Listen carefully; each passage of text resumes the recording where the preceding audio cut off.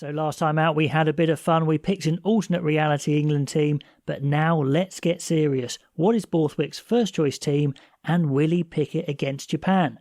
Now, summer tours traditionally sometimes have been development tours, a time to try lots of new players, but this time we're obviously travelling to New Zealand after Japan, an incredibly difficult place to go, of course, but England do have a chance to make history because this is a new Zealand team which you could catch on the hop potentially, so they know this is big. This is not the traditional summer tour. So I'm going to present 3 extremes. Let me know which one you think England should go for, or which mix of them they should go for.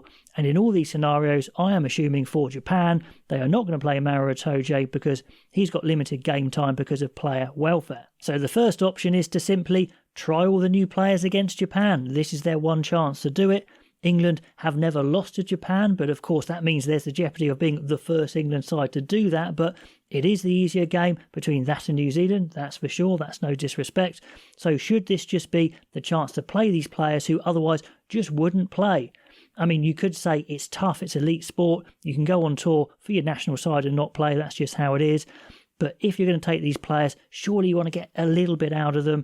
So maybe you go for a team like this. I'll just put it all up there. Just going to go for the starting 15 for this one. So Bevan Rodd, O'Gray, Hayes, Coles, Yules, I all think they're very unlikely to start in the first choice side, so I'd start them.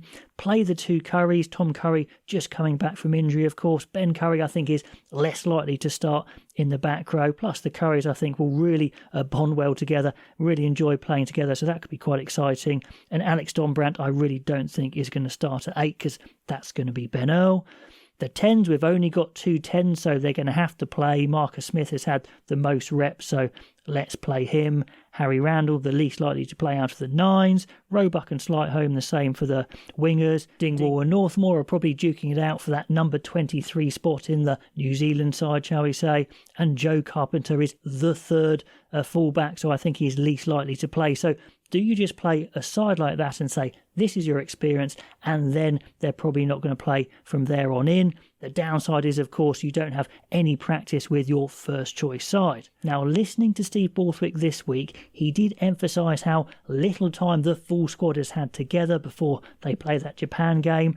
So maybe he plays a team that has just trained the most together, that has been in camp for the longest time, and try not to use those Northampton and Bath players, apart from second row where you have to. So does he field a starting team like this, where all these players have had lots of time together in camp and they try to play some sort of England system, not just a basic system, something that goes into the New Zealand tour? And the other hint that I thought that Borthwick dropped this week was that because practice time is so limited, maybe they play a basic game plan and just play combinations from clubs so they know how to play together, the likes of Alex Mitchell and Finn Smith at halfback, or Cunningham South and Alex Donbrandt in the back row. Now, I'm sure there's other ways of selecting this team for Japan as well, like picking the team best suited to deal with the fast Japanese attack, a really quick defensive side, but I'll just stick to 3 in this video, and the final one is Borthwick just deciding there's so little time before New Zealand, you've just got to go for it, play what you see as your best side at the moment,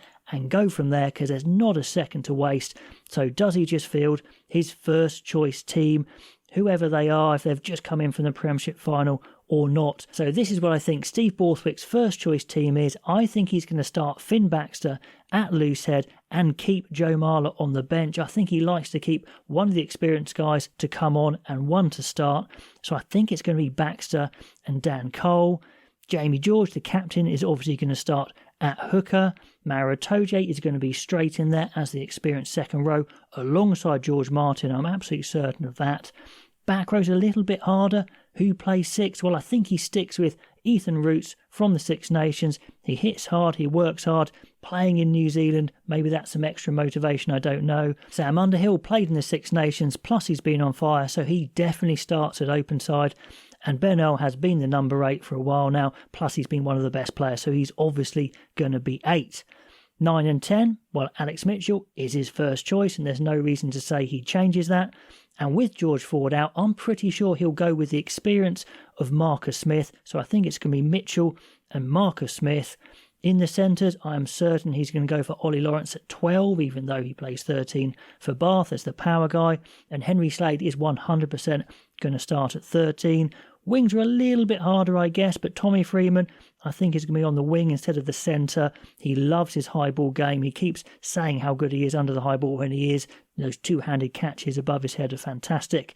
And without Elliot Daly, I think this is a start for Emmanuel Faye-Wabusu. Fullback is absolutely going to be George Furbank. He was the guy in the Six Nations. He's on absolute form at the moment. The benches, as you see there, I think Charlie Ewels gets the replacement second row spot for experience. Back row replacement is tricky, but why take Tom Curry unless you're going to play him? Maybe he sticks with Cunningham South, but I think he's going to go Curry. Spencer's going to be the number 2-9. Finn Smith is obviously the other 10. Number 23 is a tricky one. I think he takes Dingwall as a safe pair of hands, someone who can slot in at 12, especially considering Lawrence isn't a specialist anyway, and you can rejig a bit there, no problem in the back three. So let me know what you think of that first choice team. Which approach would you go for, or what mix of approaches would you go for versus Japan? Because it's a tricky one. Let me know what you think. Like, subscribe, that'd be awesome, and I'll catch you next time.